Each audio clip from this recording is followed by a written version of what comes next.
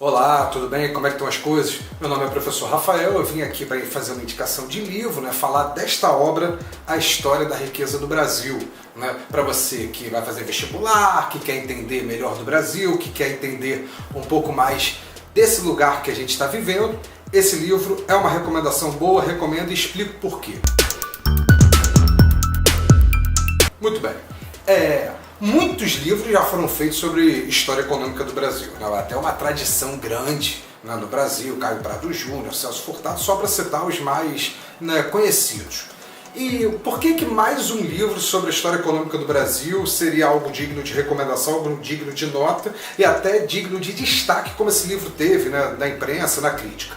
Porque esse livro traz métodos de análise histórica e econômica diferentes que permite ver coisas novas que a gente não via antes e que são fundamentais para a gente compreender. Então, primeira coisa, esse livro, apesar dele estar mostrando coisas que obras anteriores não mostravam, como por exemplo Celso Furtado, apesar desse livro estar mostrando coisas que outras obras do passado não mostraram, ele ainda está dentro de uma linha do Celso Furtado que é impossível fazer uma análise econômica do Brasil sem fazer uma análise antropológica do Brasil. Por quê? Porque aí, nesse sentido, essa obra também lembra uma outra, de relance, mas eu recomendo a leitura também, que é Caçadores e Coletores, do Thompson, onde ele mostra, Edward Palmer Thompson, historiador inglês, que ele mostra a existência de uma economia popular, uma economia dos costumes, uma economia que estava em paralelo à economia do capitalismo que surgia na Inglaterra ali no século XVIII.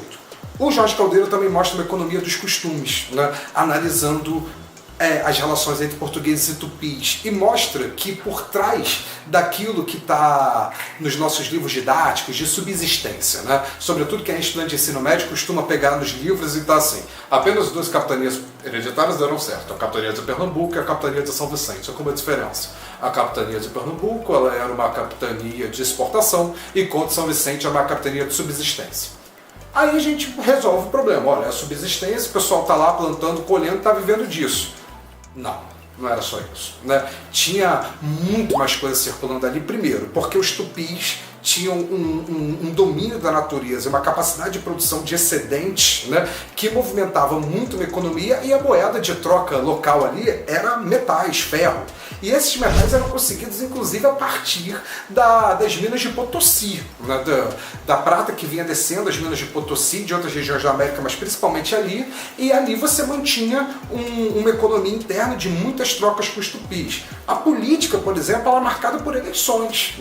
Uma coisa que o Jorge Caldeira mostra é que onde teve vila no Brasil, teve eleições. A história eleitoral brasileira é muito maior do que a gente pensa, e isso faz a gente pensar um Brasil muito mais democrático, até mesmo a partir da colonização, do que a gente está acostumado a ver. E por que ele consegue ver isso?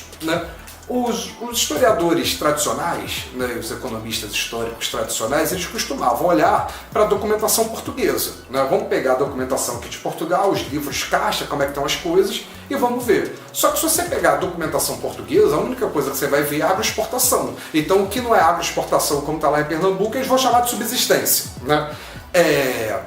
Mas internamente, e as trocas? Uma coisa que chama a atenção nesse livro é como é que o Jorge Caldeira ele começa a mostrar como é que o grande sistema de crédito ao longo da história do Brasil é o caderninho de fiado.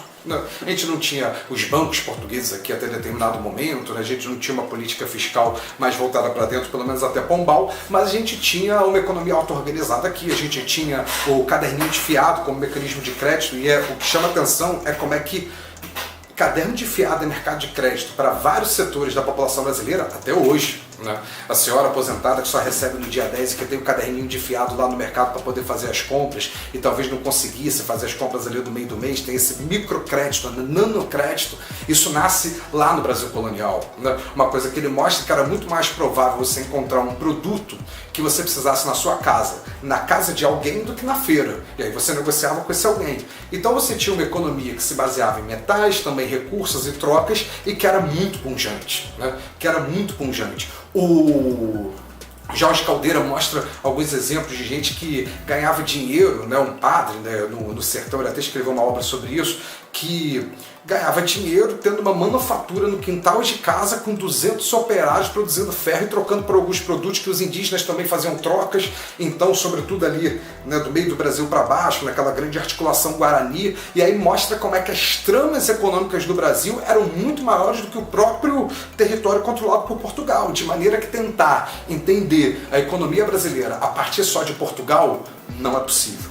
E aí a gente vai ter que colocar o indígena na jogada, a gente vai ter que colocar a cultura na jogada, e ele vai fazendo uma evolução, né? Uma evolução. É claro que o que chama mais atenção é esse período colonial, né? Ali eu acho que está o cerne do livro, a grande joia desse livro, a grande descoberta desse livro, né? O elan dele é esse período colonial. Porque ele está trazendo fontes que não eram trazidas antes, ele está fazendo análises econométricas, né, e tal.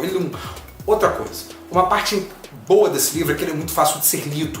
Né? Para quem está vendo esse vídeo e está com medo de pegar uma obra muito densa, muito dramática nas suas linhas, né, nas contas que vai ter que fazer, ou dominar princípios de economia, né, muito rebuscados, não vai ter. Né? O Jorge Caldeira não vai fazer um capítulo sobre metodologia, como é que ele fez isso e tal, sobre isso ele fala, sobre isso ele tem escrito e tal, tem as referências bibliográficas, tem lá, mas ele não vai te gastar muito com debate teórico e metodológico. E ele vem narrando, né? A escrita dele é muito gostosa, né? Ele vem narrando o Brasil colonial até ontem à noite. Então você também pode fazer pela obra uma comparativa, e ele vai te indicando isso, de como andava a economia brasileira em determinado momento e como andavam as economias internacionais, né? Isso comunicando.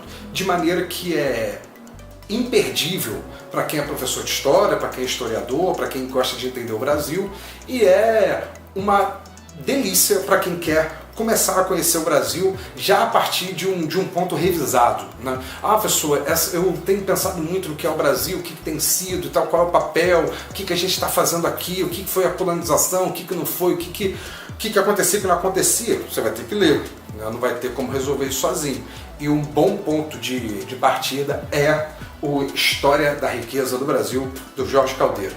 Fica a recomendação, faz a leitura, você vai se deliciar e vai se surpreender. Beleza? Um abraço pro professor Rafael, um abraço pro Cebola Frita, Bidu, geral.